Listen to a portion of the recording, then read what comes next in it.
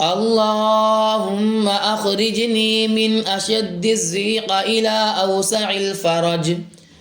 اللهم لا تبليني فيما لا أستطيع عليه صبرا. اللهم زد قلبي أمنا وأمانا وزد عليه سكينة وإطمئنان. اللهم إني أسألك أن تصرف عني شتات العقل والأمر والتفكير. اللهم احرمني لذة معصيتك وارزقني لذة طاعتك أنا وكل من قال يا ربي. اللهم أخرجني من أشد الضيق إلى أوسع الفرج. اللهم لا تبليني فيما لا أستطيع عليه صبرا. اللهم زد قلبي أمنا وأمانا وزد عليه سكينة وإطمئنان. اللهم إني أسألك أن تصرف عني شتات العقل والأمر والتفكير. اللهم احرمني لذة معصيتك وارزقني لذة طاعتك أنا وكل من قال يا ربي. اللهم أخرجني من أشد الضيق إلى أوسع الفرج. اللهم لا تبليني فيما لا أستطيع عليه صبرا. اللهم زد قلبي أمنا وأمانا وزد عليه سكينة وإطمئنان.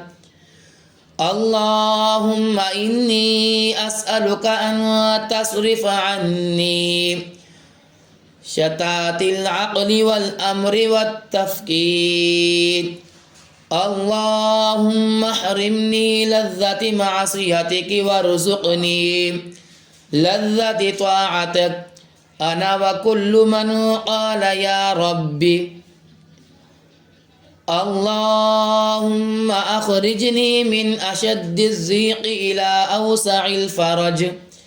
اللهم لا تبليني فيما لا أستطيع عليه صبرا.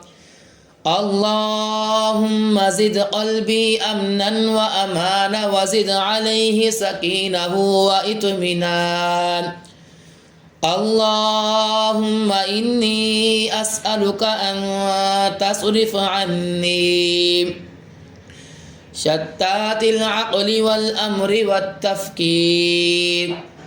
اللهم احرمني لذة معصيتك وارزقني لذة طاعتك أنا وكل من قال يا ربي.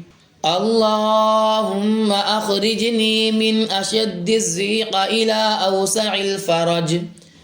اللهم لا تبليني فيما لا أستطيع عليه صبرا. اللهم زد قلبي أمنا وأمانا وزد عليه سكينة وإطمئنان. اللهم إني أسألك أن تصرف عني شتات العقل والأمر والتفكير. اللهم احرمني لذة معصيتك وارزقني لذة طاعتك أنا وكل من قال يا ربي.